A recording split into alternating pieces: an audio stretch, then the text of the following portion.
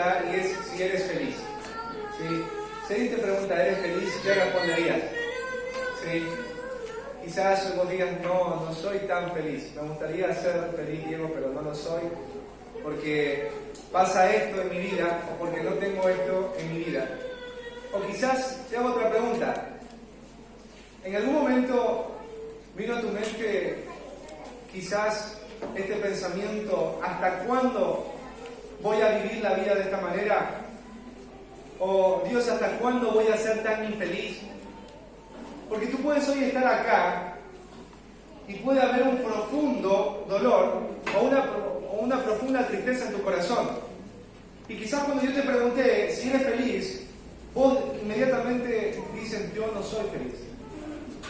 O del otro lado quizás estés diciendo, me encantaría ser feliz, pero es imposible porque estoy viviendo esto hoy en lo personal. O porque estoy esperando esto en lo personal y no pasa. Durante mucho tiempo he estado orando por algo y no ha sucedido. Y no puedo ser feliz porque no está eso. O porque perdí eso.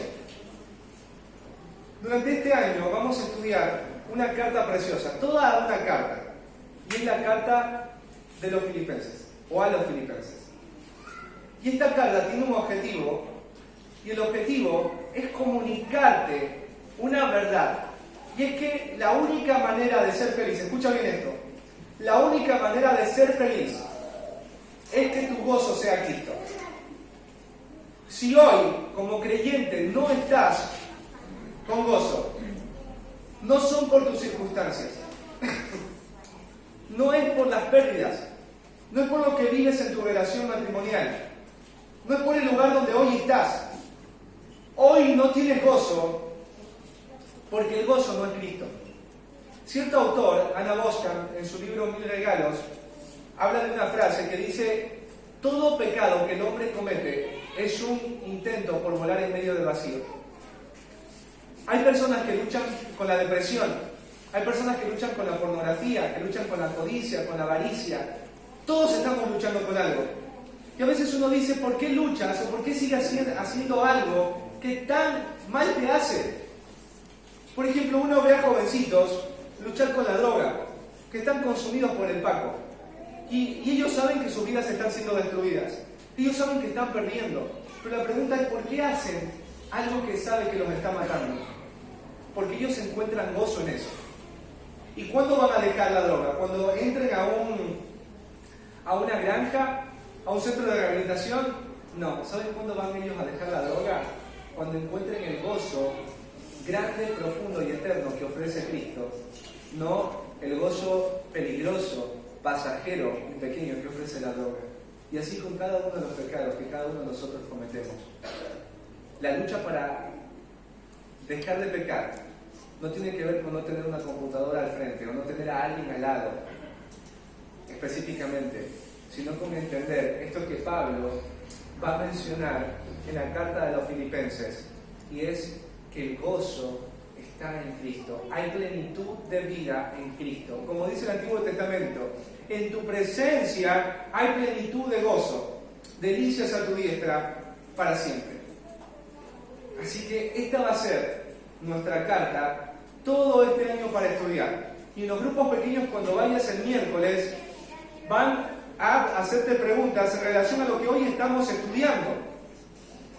Y tú vas a poder profundizar más en lo que Dios quiere decirte a través de esta preciosa carta. Así que vayamos todos nosotros al libro de Filipenses.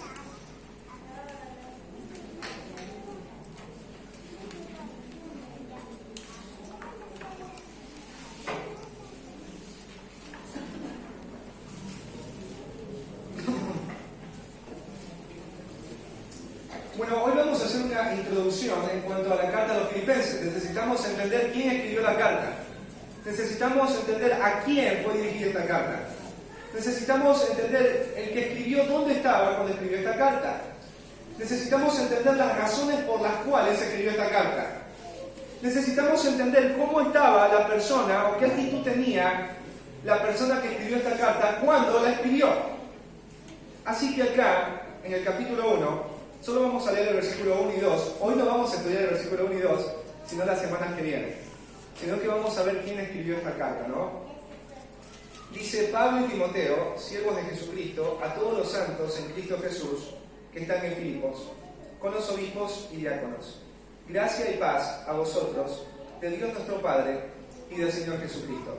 Es una salutación. Dice que incluir la salutación significa un saludo. Y en este saludo aparece la palabra Pablo, ¿sí? La carta a los filipenses, de acuerdo a la tradición y de acuerdo a los estudios de la carta a profundidad y lo que leemos en el libro de Hechos, de la información que nos dan las otras cartas, entendemos que esta carta, por el estilo, por todas las cosas que se van a mencionar a nivel histórico, por lo que nos dice la tradición, y también todos los cristianos, sobre todo en los primeros siglos de la Iglesia, que esta carta fue escrita por el apóstol Pablo. El apóstol Pablo. Y cuando uno piensa en el apóstol Pablo, uno se imagina a ese gran misionero que estuvo fundando iglesias a lo largo y ancho del mundo antiguo. Pensamos en aquel hombre que escribió el 70% del Nuevo Testamento. Pensamos en este hombre que podía hacer grandes señales y prodigios.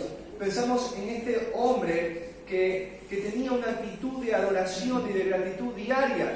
Un hombre que estaba dispuesto a atravesar caminos en donde había peligros de ladrones, peligros de leones, que estaba dispuesto a soportar grandes castigos y sufrimientos.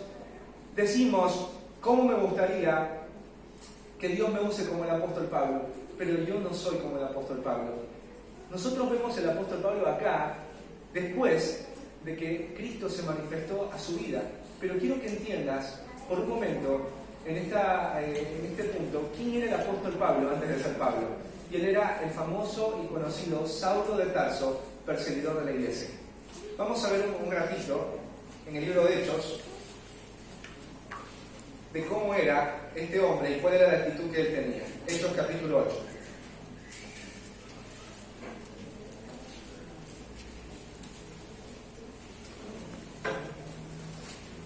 Y vamos a ver en esta mención que Pablo es un perseguidor. Cuando hablo de perseguidor, es no alguien que solamente está en contra del cristianismo, alguien que no le parece la doctrina cristiana, sino alguien que está dispuesto a maltratar y a destruir a todo lo que tenga que ver con ese mensaje. Eso era Pablo antes. Ese era su pasado. Ese era Saulo. En el versículo 1, por eso dice: y Saulo consentía en su muerte. ¿Consentía en la muerte de quién? En la muerte de Esteban. Esteban era un hombre, un servidor de Dios de la iglesia en Jerusalén, que estaba sirviendo a las viudas. Y el apóstol Pablo, acá Saulo, ¿qué hizo? En su momento, como era incrédulo e ignorante de las cosas en relación a la vida cristiana, él dio el voto para que Esteban sea asesinado, para que Esteban no viva más, porque él era un cristiano y estaba predicando una doctrina que para Pablo era incorrecta, que para Pablo era peligrosa y que era una blasfemia contra el judaísmo. Y dice: y en aquel día hubo una gran persecución contra la iglesia que estaba en Jerusalén, y todos fueron esparcidos por las tierras de Judea y de Samaria, salvo los apóstoles. Y hombres piadosos llevaron a entregar a Esteban e hicieron gran llanto sobre él. Y Saulo asolaba la iglesia, y entrando casa por casa arrastraba a hombres y a mujeres y los entregaba en la cárcel. Mirá lo que era Saulo. Era un hombre que estaba en contra del cristianismo, aborrecía el cristianismo, aborrecía a los cristianos, los odiaba a ellos y a la doctrina que predicaban. Y dice que este hombre entraba casa por casa para agarrar a los cristianos y llevarlos a la cárcel. Y cuando estaba en la cárcel era para maltratarlos y llevarlos a la blasfemia, llevarlos a negar a Cristo, llevarlos a negar la salvación que habían escuchado, para que puedan volver a sus casas sanos y salvos. Este era Saulo. Pero Saulo no estaba contento solamente con que la iglesia sea perseguida en Jerusalén, sino también que sean perseguidos los cristianos que estaban fuera de Jerusalén. Vamos ahí a Hechos capítulo 9, versículos 1 y 2. Saulo, respirando aún amenazas y muerte contra los discípulos del Señor, o sea, este se había propuesto algo y era matar a los cristianos, destruirlos. Vino al sumo sacerdote ahí en Jerusalén y le pidió cartas para las sinagogas de Damasco, a fin de que si hallase algunos hombres o mujeres de este camino, los trajese presos a Jerusalén. Y ves que va a ser lo mismo que hizo en Jerusalén: perseguir, meterse ahí en las sinagogas en Damasco, que quedaba lejos de Jerusalén, y agarrar a todos esos creyentes y llevarlos a Jerusalén para hacer lo mismo. Presionarlos para que blasfemen, presionarlos para que nieguen su fe o para destruirlos. Pero dice en el versículo 3 que algo sucedió. Dice: mas yendo por el camino, aconteció que al llegar cerca de Damasco, repentinamente le rodeó un resplandor de luz del cielo. Y cayendo en tierra, oyó una voz que le decía: Saulo, Saulo, ¿por qué me persigues? Él dijo: ¿quién eres, Señor? Y le dijo: yo soy Jesús, a quien tú persigues. Dura cosa es dar cosas contra el aguijón. Pablo era un hombre que tenía una vida que a su parecer estaba bien. Pablo a su parecer estaba colaborando con el reino de Dios. Pablo a su parecer estaba viviendo la vida de la mejor manera que se podía vivir. Pero acá se va a encontrar ¿con quién? Se va a encontrar con Cristo resucitado. Y le va a decir: Saulo, tú me estás persiguiendo. Dura cosa es dar cosas contra el aguijón. Y esta es una frase interesante porque es como decir: al perseguirme a mí, persiguiendo a los cristianos, te estás haciendo daño a ti mismo. Y ahí es donde vemos que hay un punto de quiebra en la vida de Pablo. Hay un antes y un después, en Saulo, perdón.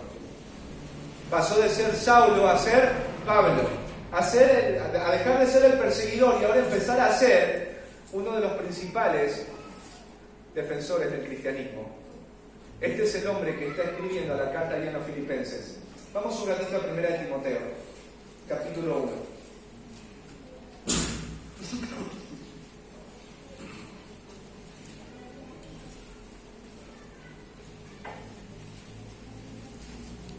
Versículo 12 al 14. Dice Pablo: doy gracias al que me fortaleció, a Cristo Jesús nuestro Señor, porque me tuvo por fiel poniéndome en el ministerio. Habiendo yo sido antes blasfemo, perseguidor e injuriador, mas fui recibido a misericordia, porque lo hice por ignorancia e incredulidad. Pero la gracia de nuestro Señor fue más abundante con la fe y el amor que es en Cristo Jesús. Aquí vemos que el apóstol Pablo no era un hombre perfecto. No vemos que era un hombre que tenía un pasado en donde era digno de admirar. Pablo no era un hombre con una buena reputación en su vida antes de Cristo. ¿Y por qué es bueno ver lo que era el apóstol Pablo?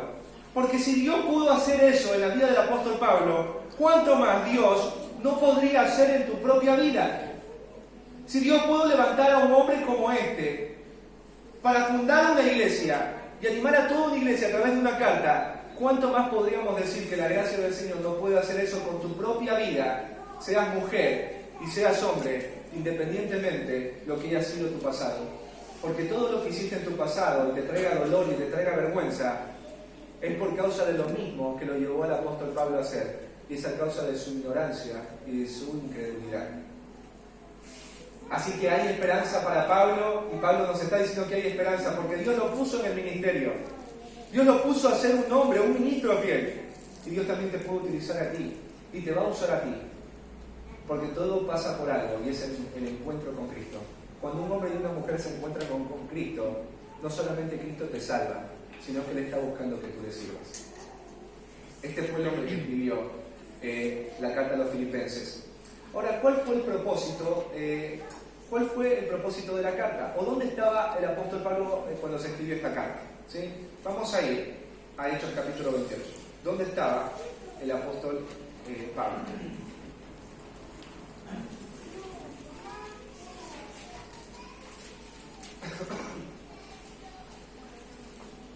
Capítulo 28, versículo 16. Cuando llegamos a Roma, el centurión entregó los presos al prefecto militar, pero a Pablo se le permitió vivir aparte con un soldado que le custodiase.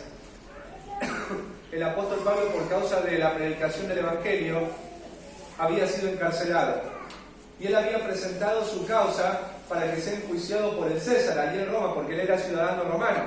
Así que tuvo que viajar a Roma en un barco con muchos presos, y la Biblia te dice en Hechos que él padeció un naufragio. Él estuvo a punto de morir con todas las personas que estaban ahí en el barco y que iban a ser llevados a Roma para ser encarcelados, y que ahí sea tratada su causa delante del emperador. Y bueno, Pablo y todas esas personas sobrevivieron al naufragio. Y aquí dice Pablo que cuando llegaron todos, ahí a Roma, a todos los presos se los llevó a una prisión. Pero a Pablo no se lo llevó a una prisión común, sino que a Pablo se lo trató distinto. En el versículo 30 te dice lo siguiente: y Pablo permaneció 2 años enteros en una casa alquilada, y recibía a todos los que a él venían, predicando el reino de Dios y enseñando acerca del Señor Jesucristo abiertamente y sin impedimento. Entonces el apóstol Pablo estaba en una cárcel, pero en una casa. Él vivió un arresto domiciliario. Estaba en una casa normal, pero no podía salir de esa casa. Y esa casa estaba custodiada por un soldado romano.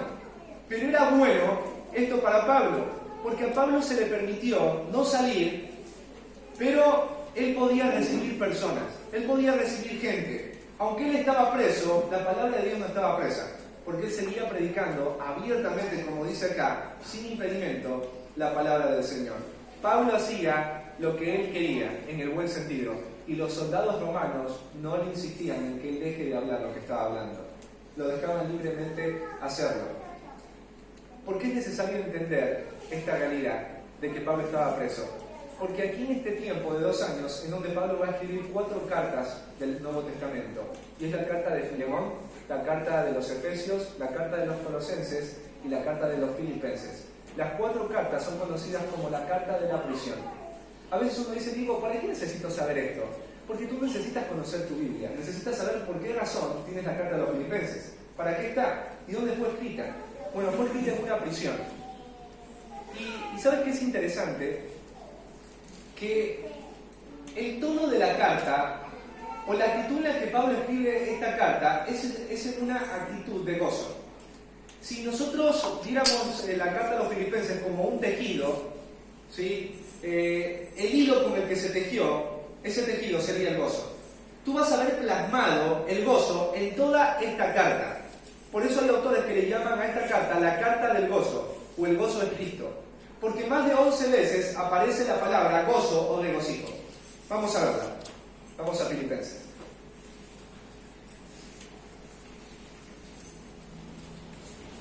En el capítulo 1, versículo 18, dice: ¿qué pues? Que no obstante, de todas maneras, o por pretexto o por verdad, Cristo es anunciado, y en esto me gozo y me gozaré aún. Capítulo 2, versículo 17. Y aunque sea derramado en libación sobre el sacrificio y servicio de vuestra fe, me gozo y regocijo con todos vosotros. Y asimismo gozaos y regocijaos también vosotros conmigo. Versículo 28. Así que le envío con mayor solicitud, para que al verle de nuevo os gocéis y yo esté con menos tristeza. Capítulo 3, versículo 1. Por lo demás, hermanos, gozaos en el Señor. A mí no me es molesto escribiros las mismas cosas, y para vosotros es seguro. Capítulo 4, versículo 4. Regocijaos en el Señor siempre. Otra vez digo, regocijaos. Capítulo 4, versículo 10. En gran manera me gocé en el Señor de que ya al fin habéis revivido vuestro cuidado de mí, de lo cual también estabais solícitos, pero faltaba la oportunidad. ¿Con qué actitud Pablo escribe esta carta? Con un profundo gozo. ¿De dónde Pablo escribe con profundo gozo? De una prisión. Pablo había sobrevivido a un naufragio. Pablo estaba encarcelado. No podía vivir en libertad. ¿Y cómo escribe este hombre a la iglesia? Con gozo. ¿Por qué Pablo escribe con gozo? ¿Por qué Pablo está con cadenas y él se goza? ¿Por qué Pablo ha sufrido un montón de dolores, pero él está gozoso? Porque su gozo es Cristo. Tú por ahí perdiste a tu papá, perdiste a tu mamá, no te criaste con tus papás. Por ahí tu marido en algún momento te dejó, te abandonó. No sé qué cosa difícil hoy estás viviendo, pero el apóstol Pablo hoy te dice a través de su propia actitud: estoy con gozo, no porque mis circunstancias sean fáciles, sino porque en mis circunstancias está Cristo. Y por eso me gozo, porque el gozo es Cristo. ¿Cuál fue el propósito por el cual Pablo escribe esta carta? Hay 4 propósitos. Vamos a ver el primero. El primer propósito para escribir esta carta, y bien sería bueno que vos empieces a anotar, porque a veces uno dice: digo, me encantaría tanto aprender la Biblia. Bueno, hoy vamos a aprender la Biblia versículo por versículo. Y ya puedes ir ahí marcando. Por eso la próxima semana, las semanas que vienen, te animo a traer resaltador, pintura, regla, para ir anotando las palabras que vas aprendiendo, porque sería bueno que de acá en 10 años aprendas 10 cartas y puedas enseñar también a otros. Así que, ¿cuál fue el propósito de la carta? ¿Por qué es importante conocer el propósito? Porque a veces uno cree que una carta se escribió por el motivo que uno cree que esa carta se escribió. Y cuando vos encuentras el propósito de la carta, uno dice, por esto escribió la carta. Porque ninguna carta se escribe porque sí, hay un propósito. El primero es agradecer a la iglesia de los filipenses, Pablo, por el sustento económico que ellos le han extendido al apóstol Pablo. ¿Quién sostuvo al apóstol Pablo en el ministerio? Lo sostuvo el Señor. ¿Pero Dios a través de qué? A través de la iglesia de los filipenses. Ninguna iglesia obró de manera tan práctica en amor hacia el apóstol Pablo como la iglesia de los filipenses. Por eso el apóstol Pablo les escribe desde la prisión, agradeciéndoles por la ayuda económica que ellos fielmente le han manifestado durante todo ese tiempo. Eso lo vemos en el capítulo 4, versículo 10. Dice ahí, en gran manera me gocé en el Señor, de que ya al fin habéis revivido vuestro cuidado de mí, de lo cual también estabais solícitos, pero faltaba la oportunidad. Y ahí Pablo manifiesta esta solicitud de parte de la iglesia de sustentarle en su necesidad, en el lugar donde hoy él se está encontrando, que es en la prisión. El segundo propósito tiene que ver con advertir sobre los falsos maestros quienes estaban metiéndose en la congregación. Ahí vamos al capítulo 3, versículo 2. Dice, guardaos de los perros, guardaos de los malos obreros, guardaos de los mutiladores del cuerpo. ¿Quiénes eran estos perros, estos malos obreros, estos mutiladores del cuerpo? Eran judaizantes, eran hombres que se metían a enseñar un evangelio distinto, que le decían a los hermanos que para ser cristianos tenían que ser primeramente judíos, que si eran cristianos tenían que también guardar la ley que dio Moisés al pueblo de Israel, y tenían que practicarse la circuncisión. Por eso dice los mutiladores del cuerpo. ¿Por qué les llama perros? Porque en ese tiempo el perro no era como el caniche que hoy yo tengo, ¿viste? Uno lo van a la mascotita, qué linda que es, ¿no? En ese tiempo los perros eran mal vistos porque traían enfermedades y traían pestes. Entonces, cuando Pablo habla acá de los perros, habla de los falsos maestros en el sentido de que estos hombres con sus falsas enseñanzas traían enfermedad al pueblo de Cristo. No era saludable para el pueblo de Cristo tener a estos hombres, y Pablo les dice, tengan cuidado, les advierte de este tipo de personas. Ese es el segundo motivo por el cual escribe esta carta. El tercer motivo tiene que ver con avisar sobre el estado de cómo él está en la prisión. Porque cuando vos amas a alguien, vos quieres saber cómo está, ¿no es cierto? Quieres una cartita para saber cómo le está yendo, qué necesita, qué problemas está teniendo. Bueno, Pablo quiere que esta iglesia que lo ama tanto, y esta iglesia que Pablo ama tanto, sepa cómo él está, pero también sepa cómo está Epafrodito. Epafrodito era uno de los hermanos de la iglesia que dijo, yo voy a ir a dejar el dinero a Pablo allá en Roma. El problema es que Epafrodito, mientras fue a dejar el dinero allá a Pablo, él se enfermó gravemente y estuvo a punto de morir, pero Dios tuvo misericordia de Epafrodito, le permitió vivir. Así que Pablo le dice, Epafrodito, vos tienes que regresar a tu casa y a la iglesia. Y lo mandó también con la carta de los filipenses, ¿no es cierto? Porque Epafrodito fue el que la trajo. Así que Pablo va a avisar, va a contarle a la iglesia de cómo está él y por qué razón está enviando de vuelta a Epafrodito a la iglesia de los filipenses. Eso lo leemos, capítulo 1, versículos 12 y 14. Dice ahí Pablo, quiero que sepáis, hermanos, que las cosas que me han sucedido han redundado más bien para el progreso del Evangelio. De tal manera que mis prisiones se han hecho patentes en Cristo en todo el pretorio y a todos los demás. Pablo les dice, estoy en la cárcel, pero hermanos, no se preocupen, estoy re bien. ¿Por qué? Porque mis prisiones están sirviendo para que los hermanos sean animados a predicar el Evangelio. Mis prisiones han servido para que más personas en Roma conozcan de Jesús. Qué bueno saber que Pablo está gozoso, que Dios está haciendo una obra en medio de su prisión. Así que les escribe para que ellos se enteren de esto. Y ahí en el capítulo 2, versículos 25 al 30, habla de la necesidad que tuvo Pablo. Nos dice, mas tuve por necesario enviaros a Epafrodito, mi hermano y colaborador, el compañero de milicia, vuestro mensajero, y ministrador de mis necesidades, porque él tenía gran deseo de veros a todos vosotros, y gravemente se angustió porque habíais oído que había enfermado. Pues en verdad estuvo enfermo, a punto de morir, pero Dios tuvo misericordia de él, y no solamente de él, sino también de mí, para que yo no tuviese tristeza sobre tristeza. Así que le envío con mayor solicitud, para que al verle de nuevo os gocéis y yo esté con menos tristeza. Recibidle, pues en el Señor, con todo gozo, y tener en estima a los que son como él, porque por la obra de Cristo estuvo próximo a la muerte, exponiendo su vida para suplir lo que faltaba en vuestro servicio por mí. Así que el tercer motivo es avisarle a la iglesia: hermanos, estoy bien. Hermanos, les envío a Epafrodito no porque Epafrodito hizo algo malo, sino por esta causa, ¿no? Y por último, el apóstol Pablo quería afirmar a los filipenses en su vida y carácter cristiano. Y por eso te vas a dar cuenta, ahí en el capítulo 2, versículo 14, les dice: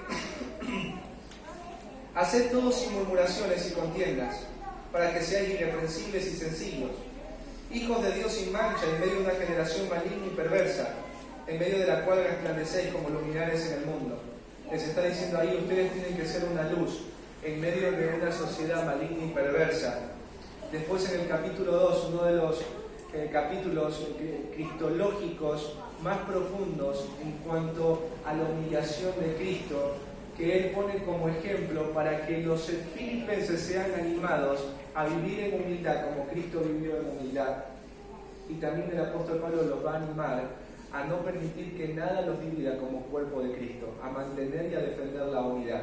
Entonces Pablo les escribe por estas 4 razones: agradecerles a los filipenses por la ofrenda, por el sustento económico, por el amor práctico, advertirles sobre los falsos maestros que estaban de alguna manera ya ingresando en la vida de la iglesia, avisarles de cómo él está en lo personal y también avisarles de la situación de Epafrodito, pero también de afirmarles en su fe, a seguir siendo lo que ellos son, de a comportarse como lo que son, cristianos, como luminares en medio de una generación maligna y perversa. Ahora vamos a estudiar un poco acerca de cómo era el lugar en donde estaba ubicada la iglesia. ¿A qué lugar fue enviada esta carta? Bueno, la iglesia de los filipenses estaba ubicada en una ciudad muy importante de la región de Macedonia, de la provincia de Macedonia, que pertenecía al Imperio Romano, ¿sí? Esta ciudad era una ciudad especial, porque esta ciudad era una colonia romana. En ese tiempo, una colonia romana era como una Roma en chiquito, una Roma en miniatura. Imagínate, ir a la capital. Para acá, cuando uno dice vamos a la capital, uno habla de un lugar prominente, importante, donde uno va a encontrar grandes cosas. Roma era la capital de todo el imperio que dominaba el mundo. Ahora imagínate tener una Roma chiquita en una ciudad, y tenía las costumbres de Roma, tenía la religión de Roma, tenía el idioma de Roma. Ahí en Filipos se hablaba el latín, aunque de manera natural también hablaban el griego koiné, era el griego común, la lengua que hablaban todos en ese tiempo, ¿sí? El griego que se utilizaba para la notita que mandaba la mujer a su hijo para que compre la tienda, era el idioma común de todos los pueblos se comunicaban con el griego koiné, ¿sí? Pero había algo interesante con respecto a ser una colonia romana, ¿sí? Y este es un dato que vale la pena resaltar. Los filipenses tenían un orgullo cívico como lo tienen los hinchas, ¿viste? de Boca o los hinchas de River, ¿viste? Ellos están felices de ser de ese equipo, se ponen la camisa de ese equipo. Entonces, el hecho de que ellos sean una colonia romana los constituía a ellos en ciudadanos romanos. Y en ese tiempo tener la ciudadanía romana era lo mejor que te podía suceder, porque tenías un montón de privilegios y derechos. Uno de ellos era, por ejemplo, que podías no pagar muchos impuestos. Muchos pueblos tenían que sustentar al imperio y mantener al imperio, y tenían que agarrar parte de su sueldo para sostener al imperio, pero el ciudadano romano no tenía que agarrar su dinero, sino que tenían que dejarlo para él, porque había otros que ya estaban pagando por él, porque él era un ciudadano romano. También la ciudad de Filipos era una ciudad autónoma. Era una ciudad que podía tomar sus propias decisiones.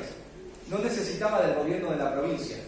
Pero también era una ciudad muy importante porque estaba cerca de una vía, la vía Ignacia. Era una vía que atravesaba Asia y también Europa, que unía el continente asiático, la región de Asia Menor, con la parte de Europa. Entonces por ahí transitaba el comercio, la producción de todo el imperio, porque era una ruta principal. Era como una onda para nosotros la rotonda, ¿viste? Por ahí pasan los micros, por ahí están todos los negocios, y es un lugar donde va gente de muchos lados. Bueno, era una zona estratégica para la propagación del Evangelio, porque hacer una ciudad con estas características significaba que gente de muchos pueblos pasaba por ese lugar. Y si gente de muchos pueblos pasaba por ese lugar, gente de muchos pueblos iba a escuchar la verdad del Evangelio e iban a ir hacia Cristo. En Filipos habían tres grupos de personas. Estaban los patricios, y no era porque se llamaban patricios o porque tocaban música ranchera, ¿sí? Los patricios eran el grupo acaudalado de Filipos. Eran los militares y políticos que tenían bastante influencia.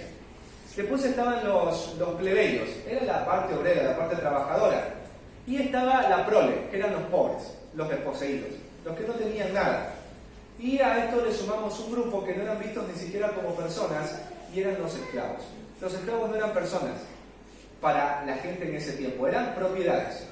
Un esclavo era como tener una refrigeradora. Vos hacías con tu refrigeradora, con tu esclavo, lo que mejor te pareciera, sea bueno o sea malo.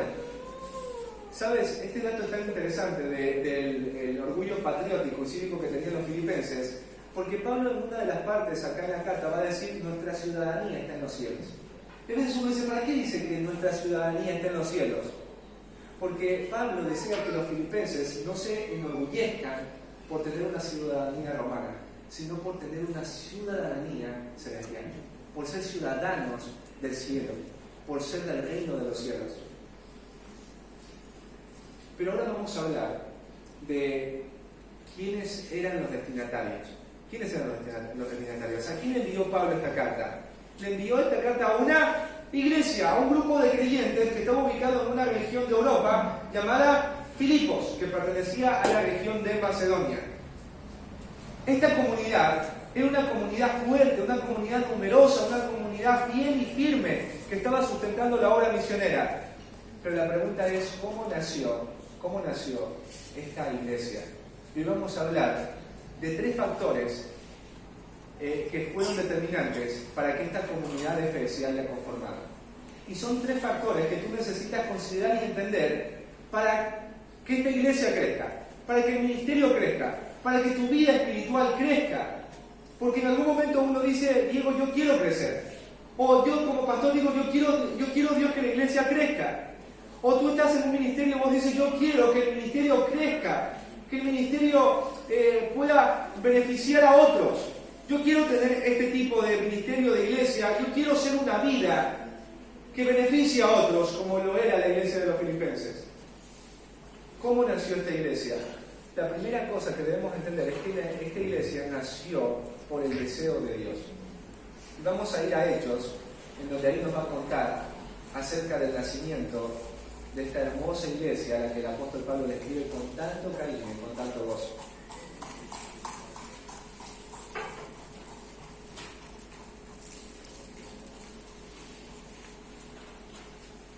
Bueno, en el capítulo 16, Pablo empieza su viaje misionero. Ahí ellos van a hacer algo, y es primero ir a todas las iglesias que el apóstol Pablo fundó en el primer viaje misionero, las iglesias que estaban en la región de Galacia. ¿Y qué es lo que tiene que hacer el apóstol Pablo? Tiene que darles ahí unas cartas que han sido enviadas por los ancianos de la iglesia de Jerusalén. Y en estas cartas les dice: hay algo que tienen que hacer ustedes, solamente algo, y es guardarse de fornicación, de impureza y no comer comida con sangre, por causa de los creyentes judíos que están entre vosotros. Y ahí en el versículo 5 dice: así que las iglesias eran confirmadas en la fe y aumentaban en número cada día. Así que Pablo, después de haber hecho eso, en su segundo viaje misionero, va a empezar su viaje para predicar el Evangelio en otros lugares donde no había sido predicado.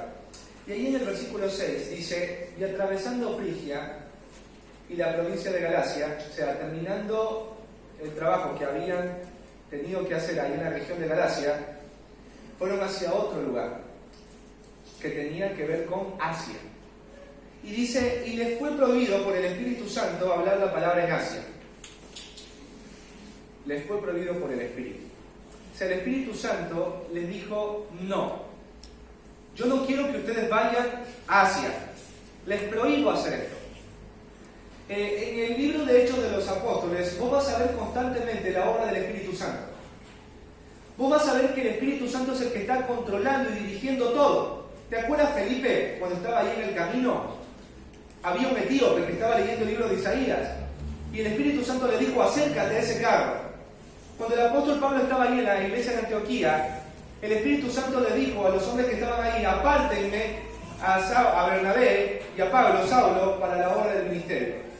Y acá vemos que el Espíritu Santo está hablándole a Pablo y al grupo misionero y les está diciendo, les prohíbo esa ruta, no vayan por ese lado. Versículo 7. Y cuando llegaron a Misia, intentaron ir a Bitinia, a otra región que estaba en Asia. Pero el Espíritu dice, no se los permitió. Debe ser medio frustrante, ¿no es cierto? Uno empieza con el viaje misionero y vos estás yendo para este lugar y estás esperando que pase lo mismo que sucedió en el primer viaje misionero. Y el Espíritu Santo les cierra la puerta, les dice no.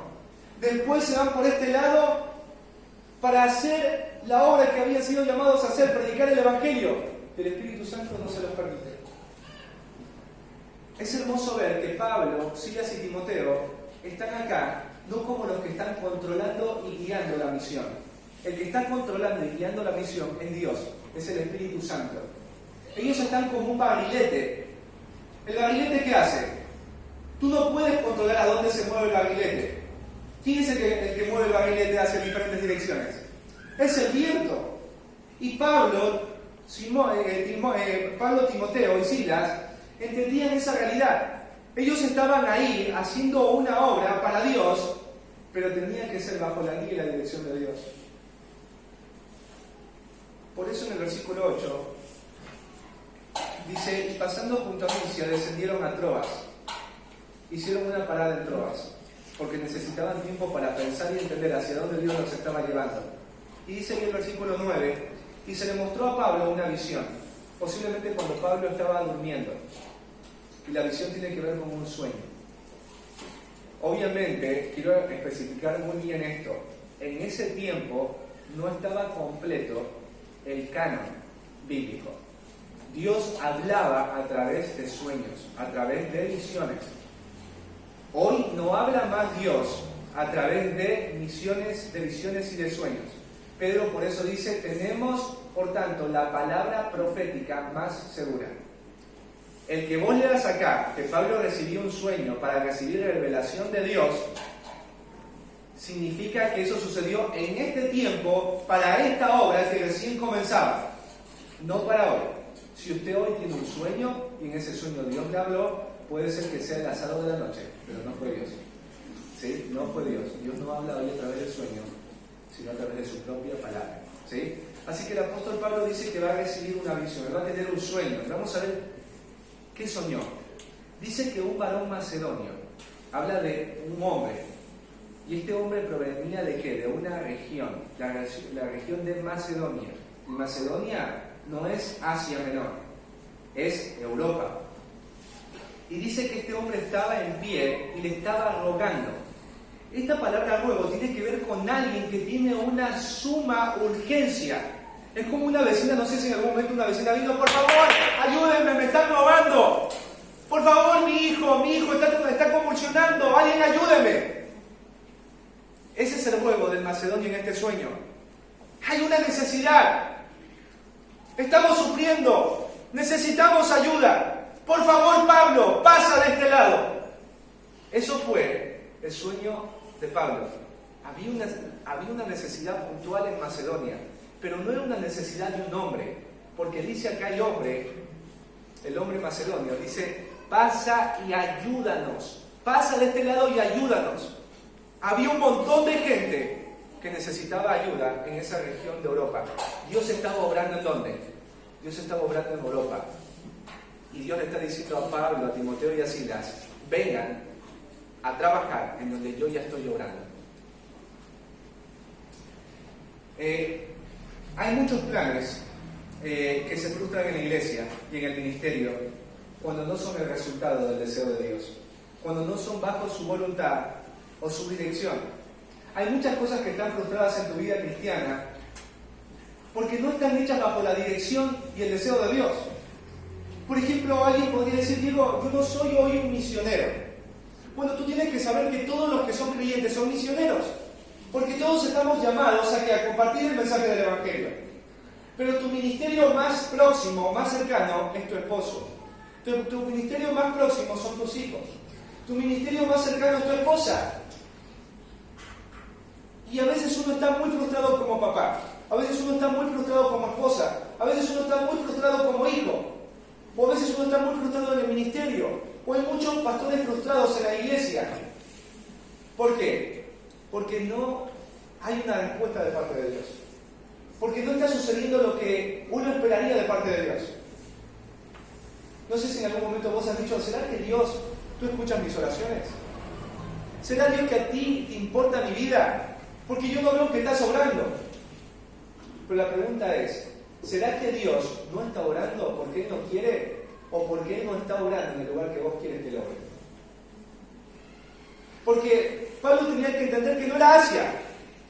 Pablo está diciéndole a su equipo, muchachos, tuve una visión, y en esta visión, Asia no es el lugar que Dios quiere, es Europa, es Macedonia. Tú sabes lo que Dios quiere. Hoy lo sabes como iglesia, ¿qué es? Que te conectes el domingo con Dios a través de su palabra. Que vengas a un culto el domingo. Esta semana empezamos con los grupos pequeños. ¿Qué te dice Dios? Que te conectes a un grupo pequeño. ¿Qué más te dice Dios? Que te conectes a un servicio dentro de la iglesia. Eso es lo que Dios hoy te está llamando a hacer a ti como papá, como mamá, como familia. ¿Para qué te dice Dios que hagas esto? Para que se produzca vida en ti. Para que tú seas beneficiado. Para que otros sean beneficiados. Entonces la iglesia creció de los filipenses no porque Pablo quiso estar ahí primeramente, sino porque fue bajo el deseo de Dios. Hoy quizás en lo personal como mamá te cueste ver una obra en la vida de tu hijo, pero la pregunta es, ¿estás llevando o sosteniendo el corazón de tu hijo bajo los deseos de Dios o bajo tus deseos? ¿Estás administrando tu casa bajo tus deseos o bajo los deseos de Dios? Porque llega un momento cuando te va mal y estás a los ponchazos en la vida, que tendrías que decirle, Dios, está bien, entiendo algo, y es que tú me estás cerrando las puertas acá. Señor, ¿de qué manera quieres orar? Yo quiero saber cuál es tu deseo. Y cuando has llegado a esa conclusión en tu vida cristiana, estás aprendiendo a crecer. Y vas a ver a Dios obrar. Porque Dios va a obrar en donde, no donde vos quieres que Él obre, sino en la puerta que Él ha abierto. Puede ser que la puerta que Él abra no te guste. Puede ser que la puerta que Él abra te incomode. Puede ser que la puerta que Él abra te disguste mucho. Puede ser que la puerta que Él abra sea contrario a los planes que vos tenías. Pero es la puerta que Dios abrió y es la puerta donde Él va a obrar. Porque se supone que Él es Dios. Y Él es el que controla. Y Él es el que guía. Él es el que dirige. Tú y yo, en cambio, tenemos que escuchar y obedecer. Entrar por la puerta que Él ha abierto. Entonces la iglesia de los filipenses nació por el deseo de Dios. Pero también esta iglesia nació por la diligencia y determinación de Pablo. Leamos ahí el versículo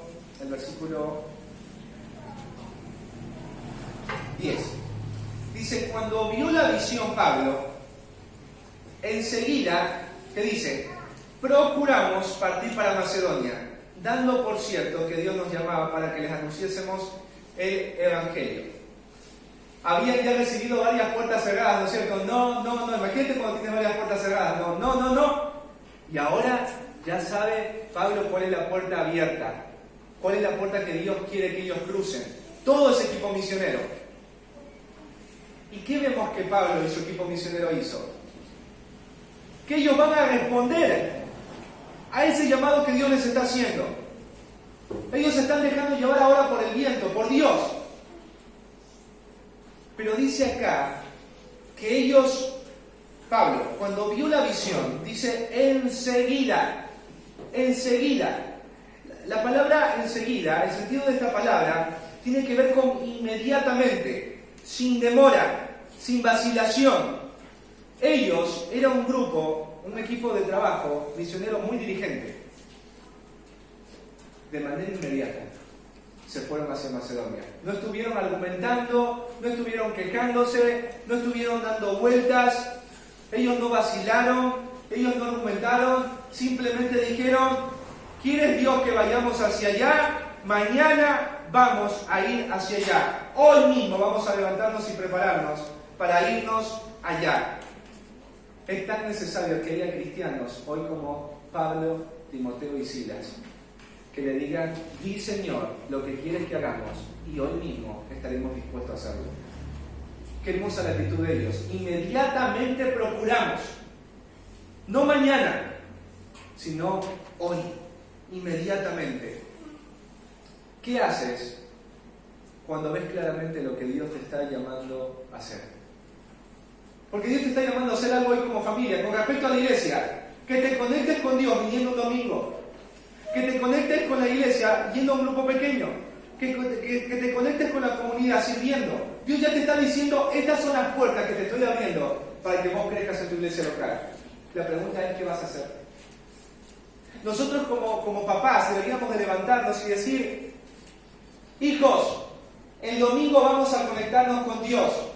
Lo vamos a hacer aunque sea el cumpleaños de la abuela, porque Dios nos ha abierto esta puerta y estamos convencidos, y lo vamos a hacer como Pablo, inmediatamente.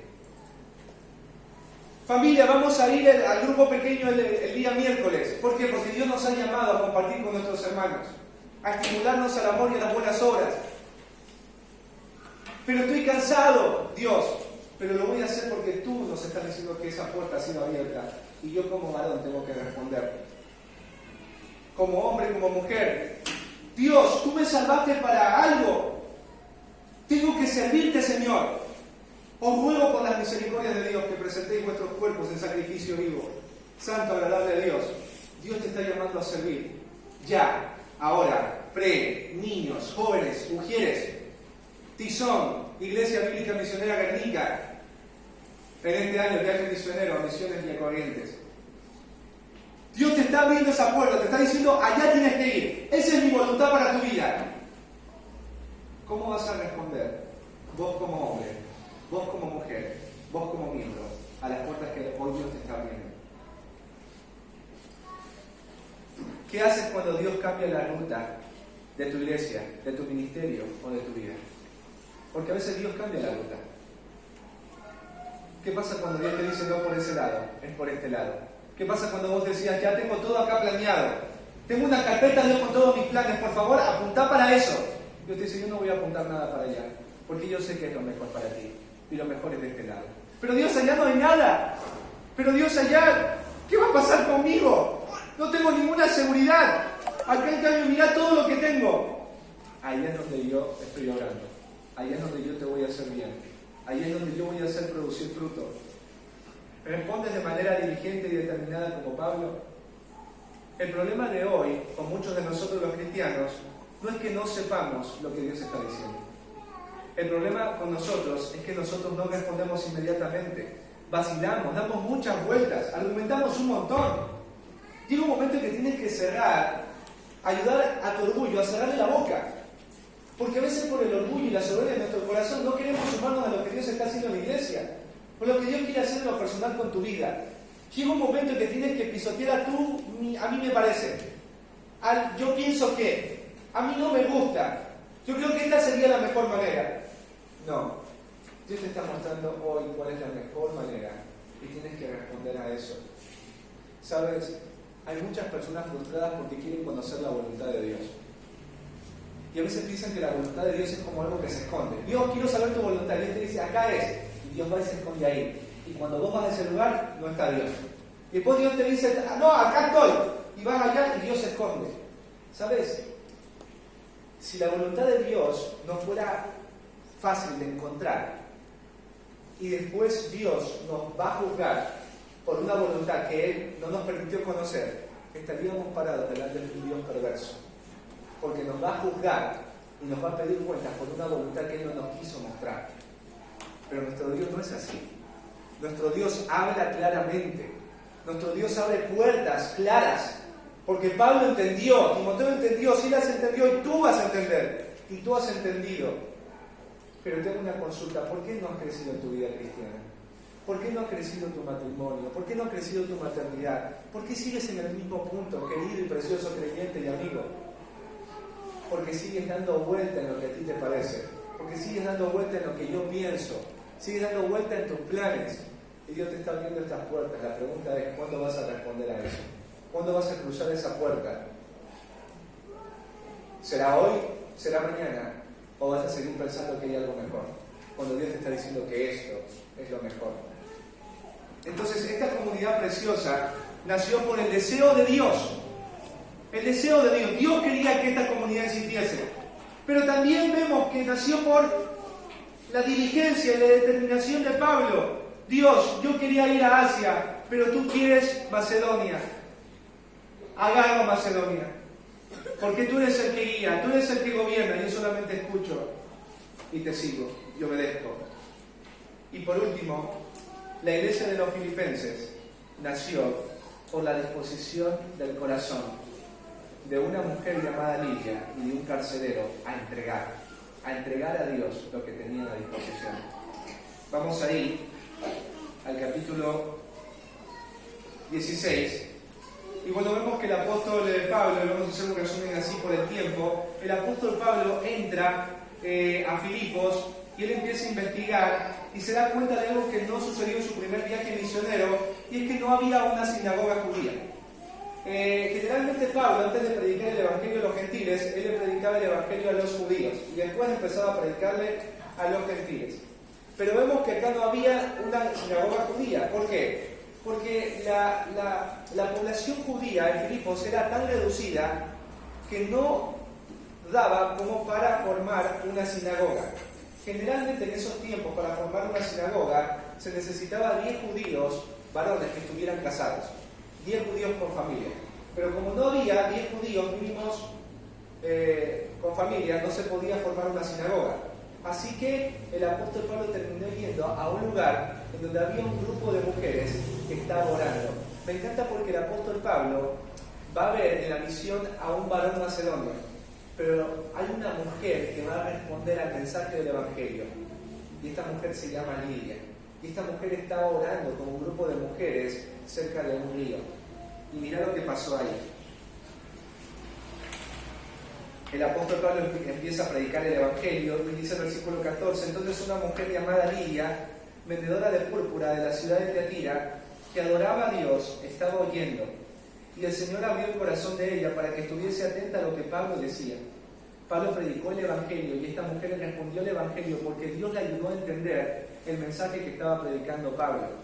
Lidia no era una judía, seguramente era una prosélita judía, una mujer pagana que se había convertido al judaísmo y que entendía que solamente había un Dios verdadero, y era el Dios de los judíos. Y obviamente era una mujer que habrá entendido y habrá leído y escuchado las verdades del Antiguo Testamento, y el apóstol Pablo habrá predicado esas verdades, y esas verdades apuntaban a Jesucristo, el que murió en una cruz y resucitó al tercer día. Y el versículo 15 nos dice que ella fue bautizada y también su familia. Y después de haber sido bautizada, ella le va a pedir a Pablo, a Timoteo, al equipo misionero algo. Dice ahí: y nos rogó diciendo: si habéis juzgado que yo sea fiel al Señor, entrad en mi casa y posad. Y nos obligó a quedarnos. Esta mujer había sido salvada por Cristo a través de la predicación del evangelio. Y esta mujer está tan contenta que le dice al apóstol Pablo: dice, apóstol Pablo, te quiero pedir que todo tu equipo misionero se hospede en mi casa. Yo los quiero atender, yo les quiero servir a todos ustedes.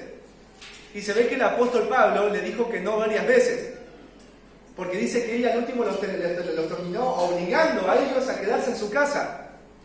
Y esta es una manifestación de la conversión de Lidia, Porque Lidia no solamente abrazó a Cristo, sino también abrazó la obra de Cristo, dando de manera práctica su casa para servir a Cristo, sirviendo a Pablo y al equipo misionero. Dice acá que Lidia era una mujer que vendía púrpura, era una mujer que tenía mucho dinero. La púrpura era un líquido que se extraía de los moluscos, y con este líquido se tenían prendas que eran costosísimas, y solamente los reyes, los príncipes, las personas muy acaudaladas compraban ropa con esta tintura. Era muy difícil de encontrar, porque para obtener 1 gramo de esta tintura tenían que buscarse muchos moluscos y de ese molusco específico sacar la tintura. Era un trabajo terrible, y Lidia tenía este negocio. ¿Y Lidia qué entendió?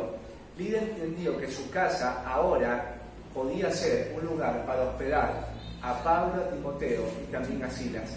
Los historiadores y los teólogos coordinan y concuerdan en que la casa que se utilizó para que los cristianos se reuniesen en esa zona fue la casa de Lidia. Vemos que el corazón dispuesto de Lidia la movió no solamente a ir a Cristo, sino a ofrecer su casa, sus recursos para la obra del ministerio. Y vamos después a ver al carcelero de Filipos.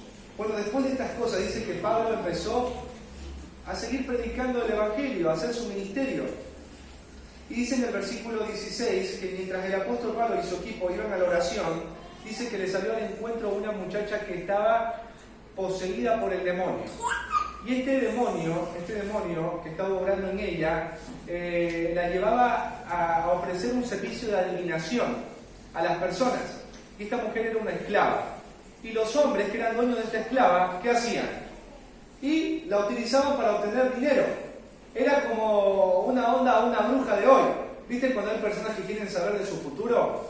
Y van a una bruja para que le lea las manos, le lea el tabaco, le lea los granos de arroz, y todas las cosas que se pueden leer, el café. Bueno, esta chica servía para eso, para leerle a las personas su futuro, pronosticarle acerca de lo que le va a venir, lo que no le va a venir, y sacaban mucho dinero. Y esta mujer, cuando vio a Pablo, empezó a decir, el demonio, dice ahí el versículo 17, estos hombres son siervos del Dios Altísimo, quienes os anuncian el camino de la salvación. Imagínate, hasta los demonios sabían lo que estaba haciendo Pablo. Hasta los demonios sabían que el mensaje que estaba siendo predicado era el mensaje de salvación. ¿Y Pablo estaba contento con que los demonios digan eso? No. Ahí el versículo 18 dice que esto lo llevó a Pablo en su momento a expulsar a ese demonio. Y por eso le dijo al demonio que estaba en la chica, te mando en el nombre de Jesucristo que salgas de ella. Y salió en aquella misma hora. Así que como el demonio salió de la chica, ¿quién se quedó sin negocio? Y estos hombres. Entonces estos hombres se enfurecieron y empezaron a promover mentiras acerca de Pablo y el equipo dentro de Filipos. ¿Y qué dijeron? Ahí, versículo 19. Pero viendo sus amos que había salido la esperanza de su ganancia, prendieron a Pablo y a Silas y los trajeron al foro ante las autoridades. Y presentándolos a los magistrados, dijeron, estos hombres siendo judíos alborotan nuestra ciudad y enseñan costumbres que no nos es lícito recibir ni hacer, pues somos romanos. Entonces, estos están levantando una mentira. Dicen, ellos quieren quitarnos nuestras costumbres como romanos. Ellos con su enseñanza nos quieren llevar a no vivir la vida de romanos. Y esto era una mentira porque Pablo estaba predicando el mensaje del Evangelio, diciéndoles que Cristo está en el camino de salvación. Entonces, ¿qué pasó? Dice el pueblo, versículo 22, se agolpó contra ellos y los magistrados, rasgándole las ropas, ordenaron azotarles con varas. Después de haberles azotado mucho, los echaron en la cárcel, mandando al carcelero que los guardase con seguridad. Y él recibió un mandato, el carcelero. Los metió en el calabozo de más adentro y les aseguró los pies en el cepo. ¿Qué tenía que hacer un carcelero? Y cuidar a los presos. En ese tiempo, escucha, una persona que estaba cuidando a un preso, si se le escapaba el preso, el que cuidaba el preso tenía que morir. Y acá va a suceder algo, porque dice la Biblia que hubo un terremoto. Versículo 25.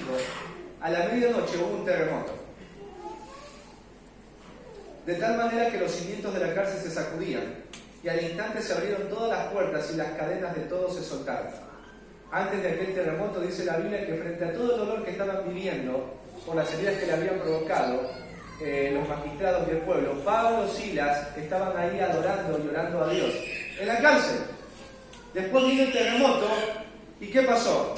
Como el terremoto sacudió la cárcel y se abrieron todas las puertas, el carcelero que vivía arriba posiblemente de la cárcel donde estaban ahí Pablo y Silas, dice que estaba intentando quitarse la vida.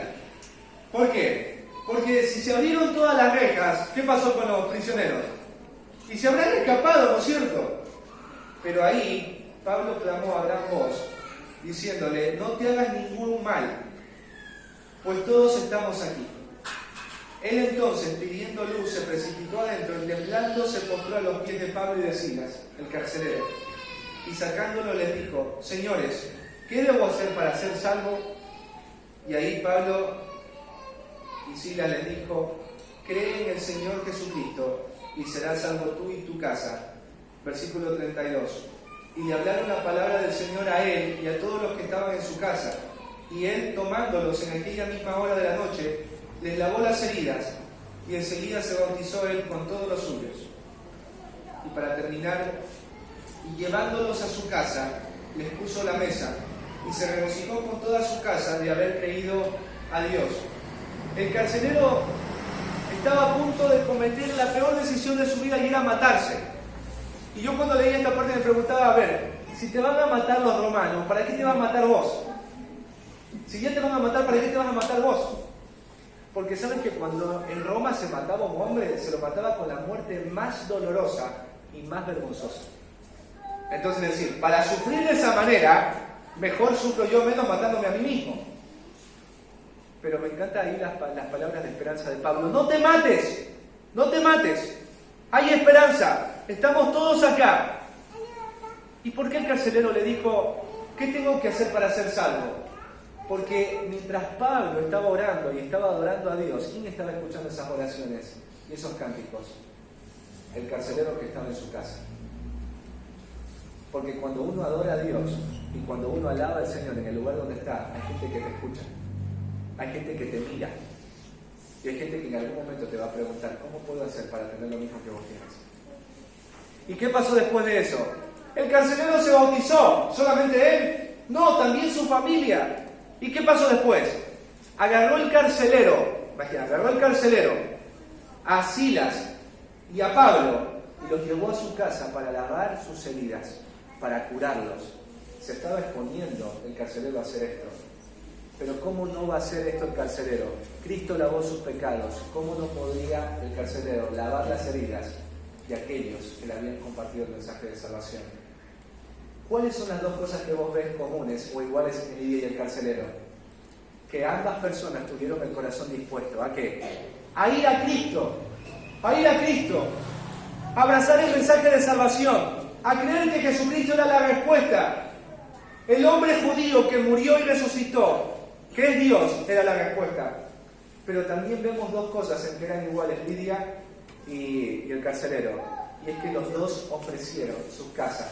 Los dos ofrecieron servir, los dos ofrecieron entregar lo que tenían para servir a Pablo y a Timoteo y para ser parte de la obra. ¿Por qué crees que esta iglesia permaneció a lo largo del tiempo sustentando el ministerio del apóstol Pablo?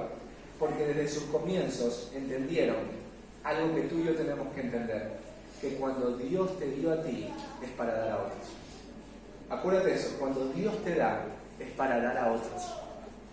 No solamente en predicar el Evangelio, sino en utilizar los recursos que tienes, tu casa, las cosas de tu casa, el dinero que tienes, todo lo que tienes, para servir en la obra del Señor. ¿A quién no le gustaría tener una iglesia, un ministerio como el de los filipenses? ¿A quién no le gustaría tener una fortaleza como la que tenían los filipenses? ¿A quién no le gustaría tener una vida espiritual como la que tenían los filipenses? ¿A quién no le gustaría crecer y producir vida como los filipenses? Te hago una pregunta: ¿te gustaría a ti? ¿Te gustaría ser parte de una iglesia así? Y todos creo que dirían que sí. Pero ¿cómo hacemos para que eso suceda? Lo primero, tienes que ir y caminar hacia donde está el deseo de Dios. ¿Quieres que esta iglesia crezca? ¿Quieres que esta iglesia sea utilizada por Dios para bendecir a toda la matanza? Bueno, tienes que saber que tienes que moverte hacia donde Dios tiene su deseo. Y el deseo de Dios hoy en esta iglesia es que vos te conectes con Dios a través de su palabra, viniendo el domingo. Que te conectes con la iglesia yendo a un grupo pequeño entre semana. Que te conectes el fin de semana con la comunidad sirviendo en un ministerio. Ese es el deseo de Dios para ti como creyente de esta iglesia acá en Parque Leluar, la iglesia de los leluarenses. Lo segundo, ¿vas a estar dispuesto y vas a ser diligente como Pablo, Timoteo y Silas? ¿Vas a cruzar esa puerta? ¿Vas a procurar diligentemente seguir lo que Dios hoy te ha dicho que sigas? ¿Vas a hacerlo o vas a seguir dando vueltas? Y vas del otro a decir, no, a mí no me gustan los grupos pequeños. No, a mí no me parece que tiene que ser de esta manera. No, a mí no me gusta. La pregunta no es si te gusta. La pregunta no es si te parece. La pregunta es, ¿dónde Dios está obrando? Te lo está diciendo hoy. Dios le dijo a Pablo, es Macedonia. Dios hoy te dice, ¿qué es? Para ti y para tu familia.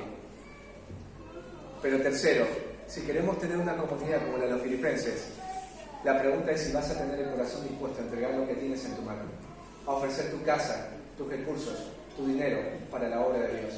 Porque la obra de Dios se sostiene con los hombres y las mujeres de Dios.